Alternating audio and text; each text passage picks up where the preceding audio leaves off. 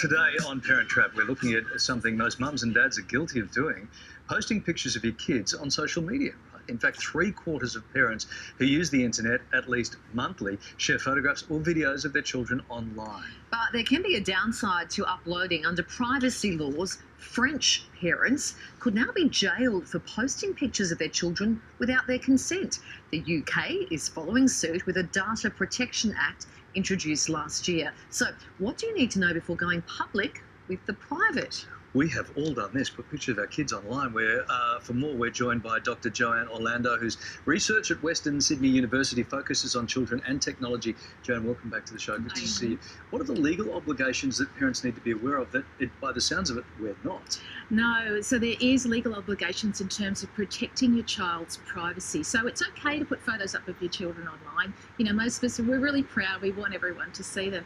But it's about private details, things like the school they go to, you know, where they live, we know those kinds of things, but also health conditions that your child might have, relationships they might be in. And I think an interesting example, you know, a lot of kids have just started school recently. If you've taken a snap of your photo, a photo of your child, and they have a uniform on with the logo, you know, that is giving away a little bit of information about your child. If we were living in another country, well, you might be breaching these legal obligations. So in France, like we said, in theory, or in the case of France, you should be asking your child for permission.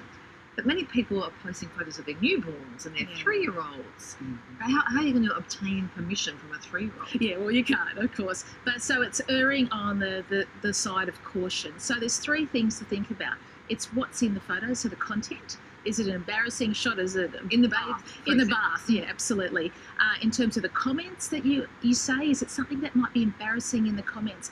And also, your photo might be perfectly okay, but what about the coverage? Are you posting 60 photos of your child up on social media of every step they've taken in learning to walk? So that kind of thing as well. There are some terrible stories, aren't there, of pedophiles and predators taking these seemingly innocent pictures that everyone's posting of the kids at bath time, kids at dinner time, and doing dastardly things with them, and they end up all over the world and you can't get them back. No, and it's a horrible thing to think about. I think one thing a lot of parents don't tend to think about is the hashtags that they use. So if you've got, say, an Instagram account and it's public, you know, you've put some photos up of your child, but if you use hashtags, you have to remember that those hashtags send that photo to the hashtag page. So I was recently on the potty training hashtag page, nearly 400,000 photos of kids in potty training kind of mode. Wow. So if you think of it like that. So if you're putting hashtag bath time, that's where those pedophiles and predators are lurking. That's right. So we tend to use hashtags as a bit of a description, but that's where it's sending the photo as well. Beach time fun. Oh, wow. That's right. It can never really be deleted either, can it? No, Once you it goes can. up.